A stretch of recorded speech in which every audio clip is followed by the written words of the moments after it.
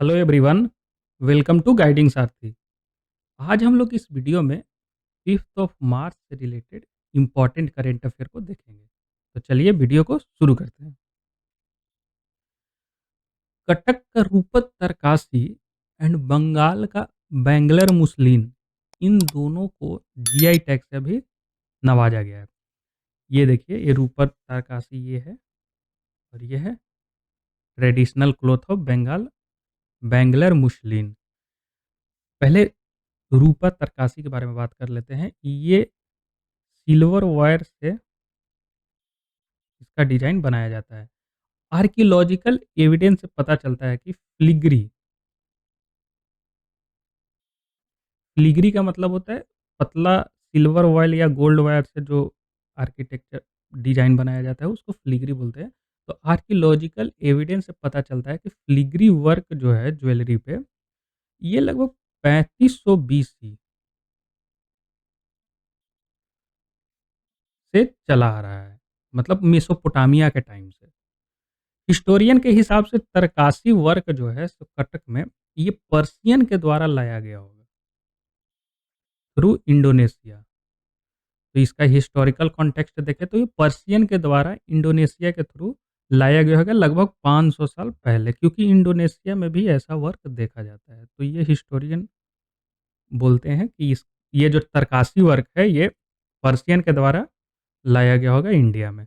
वहीं अगर बेंगलर मुस्लिन की बात करें तो ये ट्रेडिशनल हैंडलूम क्राफ्ट है बंगाल का। तो इन दोनों को भी जीआई टैग से सम्मानित किया गया है, ये दोनों वर्क को। तो ये ध्यान रखिएगा, ये कटक उड़ीसा का है और ये बंगाल से। चलते हैं अब क्वेश्चन पे। आज का जो सबसे पहला क्वेश्चन है, consider the flowing statement about SAARC countries. ये सार्क कंट्रीज के बारे में है। तो पहला स्टेटमेंट है, the first SAARC meeting took place in Dhaka in 1985 and its headquarter in Kathmandu Nepal. Second statement है, Myanmar, Afghanistan and Pakistan are the permanent member of this group. तो ये बताना है कि ये दोनों स्टेटमेंट में से कौन सा स्टेटमेंट सही है। Only one, only two, both या नॉन ऑफ द अबव।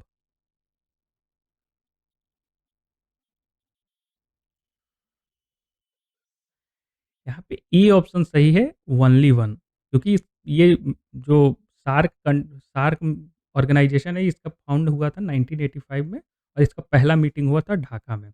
इसका हेड क्वार्टर नेपाल में है। तो फर्स्ट स्टेटमेंट सही हो गया।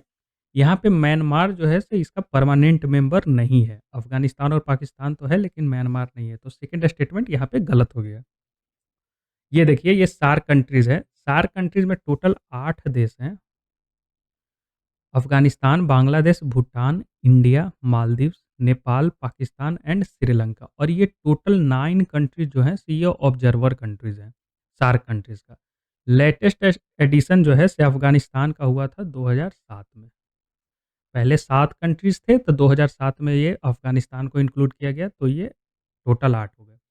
अब ये न्यूज़ में क्यों है? क्योंकि हमारे foreign minister doctor S Jaishankar ji ने अब बिल्कुल रूल आउट कर दिया है कि शार्क का कोई रिवाइवल होने का चांस भी है। शार्क का लास्ट मीटिंग देखें तो ये 2016 में जब उड़ी अटैक हुआ है, उसके बाद कोई भी मीटिंग नहीं हुआ है। क्योंकि जब उड़ी में अटैक हुआ था इंडियन फोर्सेस पे, तो उसके बाद इंडिया ने इस सार्क मीटिंग से बायकॉट कर दिया था। उसके बाद बाकी भी देश हैं, भूटान और नेपाल, इंडिया को फॉलो करते हुए मीटिंग को अटेंड नहीं कर रहे हैं। तो उसके बाद कोई भी मीटिंग नहीं हुआ है सार्क का। तो उसी से रिलेटेड क्वेश्चन जब पूछा गया था, तो अभी डॉक्टर एस जयशंकर जी ने बिल्कुल रूल आउट कर दिया कि इसका कोई भी रिवाइवल होने का चांस भी है। तो इसलिए अभी ये सार्क न्यूज में था। चलते हैं नेक्स्ट क्वेश्चन पे। आज का दूसरा स्टेटमेंट है, consider the flowing statement about recently release global economic prospect report. पहला स्टेटमेंट है, it is release by World Bank. दूसरा है, it release once a year. तो ये बताना है ये दोनों स्टेटमेंट में से कौन सा स्टेटमेंट सही है। Only one, only two, both या नन ऑफ द अबव।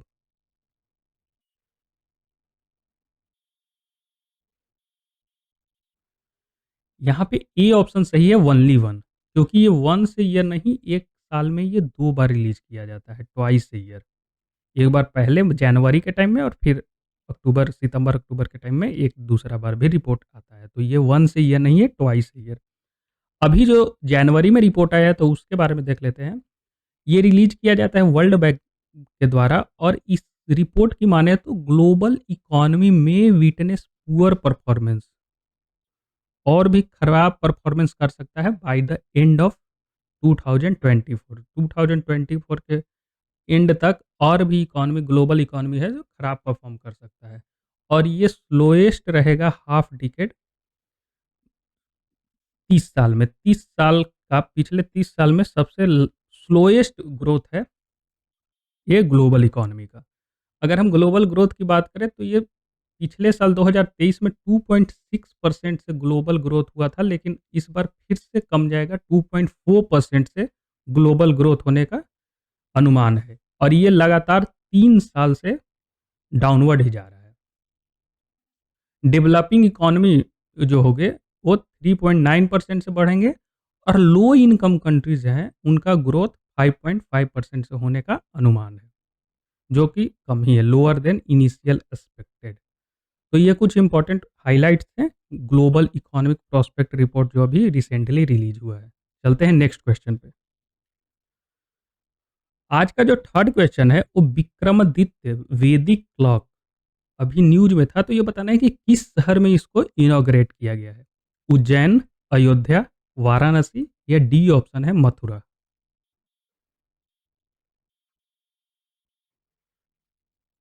यहाँ पे ए ऑप्शन सही है, उज्जैन। विक्रमादित्य वैदिक क्लॉक उज्जैन में अभी इनॉग्रेट किया गया है। ये देखिए, ये पीएम मोदी जी के द्वारा इनॉग्रेट किया गया वर्ल्ड फर्स्ट इंडियन पंचांग बेस्ड टाइम पीसेज इन उज्जैन, विक्रमादित्य वैदिक क्लॉक। और ये कहाँ किया गया है? जंतर मंतर इन उज्जैन, जंतर मंतर पे उज्जैन में इसका इनॉग्रेट किया गया है।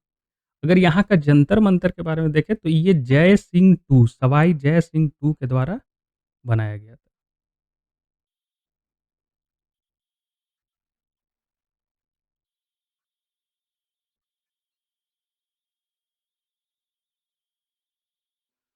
तो ये भी ध्यान, और टोटल जंतर मंतर 5 शहर में है, जयपुर, दिल्ली, उज्जैन, वाराणसी एंड मथुरा। अभी ये मथुरा में लगभग खत्म हो रहा है, तो अभी 4 शहर में है, जयपुर, दिल्ली, उज्जैन एंड वाराणसी। तो ये भी कुछ इंपॉर्टेंट पॉइंट है, ध्यान रखिएगा। अगर उज्जैन की बात करें तो यहाँ पे ट्रॉपिक ऑफ कैंसर भी इस शहर से क्रॉस करती है।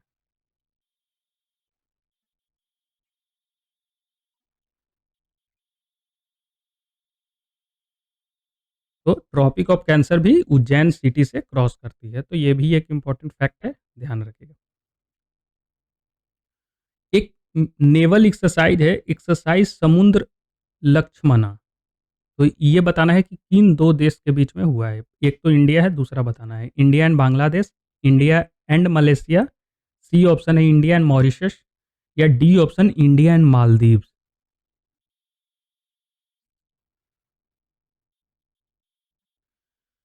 ये जो एक्सरसाइज है ये इंडिया एंड मलेशिया के बीच में हुआ है, ये नेवल एक्सरसाइज है। तो ये अभी न्यूज़ में था, तो ध्यान रखिएगा कि इंडिया एंड मलेशिया के बीच में समुद्र लक्ष्मणा एक्सरसाइज होता है। चलते हैं नेक्स्ट क्वेश्चन पे। आज का जो 5th क्वेश्चन है वो इंडियन फार्माकोपिया के बारे में है कि रिसेंटली किस देश ने इसको रिकॉग्निशन दिया है। South Africa, Nicaragua, Democratic Republic of Congo या डी ऑप्शन है जिम्बाब्वे।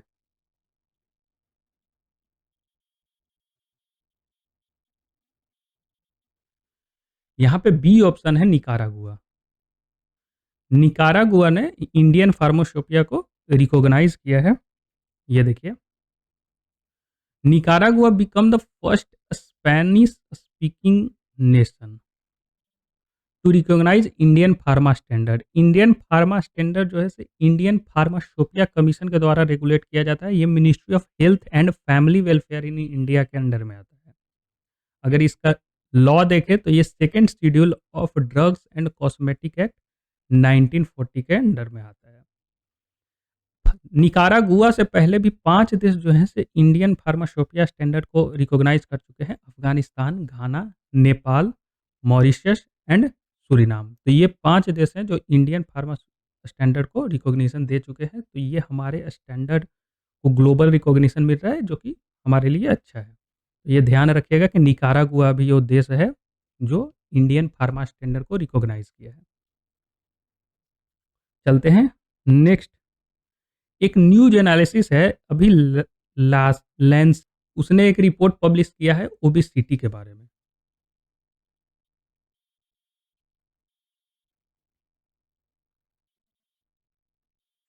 अगर इस रिपोर्ट में मेंशन किया गया है कि 1990 से लेकर के 2022 तक ग्लोबल लेवल पे ओबेसिटी जो है से 4th टाइम से बढ़ा है, 4 गुना बढ़ गया है। अगर इंडिया में देखें तो इंडिया में टोटल लगभग 44 million women and 26 million main जो 20 साल से अबव हैं, वो ओबीज़ कैटेगरी में आते हैं। अगर ओबेसिटी का डेफिनिशन देखें तो इसका डेफिनिशन होता है excessive fat accumulation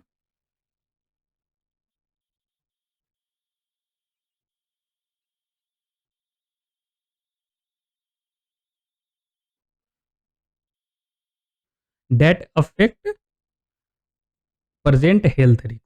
excessive fat accumulation जो हो जाता है उसको ओबेसिटी में माना जाता है, और बीएमआई में 30 बीएमआई से अगर अबव आता है तो उस पीपल को ओबीज डिक्लेयर किया जाता है। बीएमआई कैसे निकालते हैं?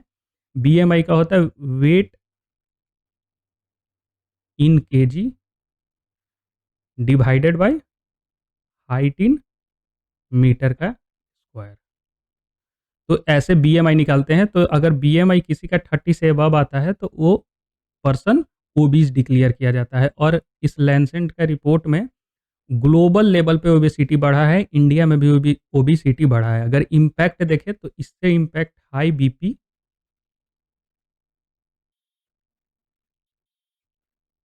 Heart disease, type 2 diabetes and breathing problem जैसी समस्या होती हैं हाई ओबेसिटी के कारण। तो ये अभी रिपोर्ट पब्लिश हुआ था, तो इसके बारे में ध्यान रखिएगा। आज के लिए बस इतना ही। अगर वीडियो आपने लास्ट तक देखा तो थैंक यू।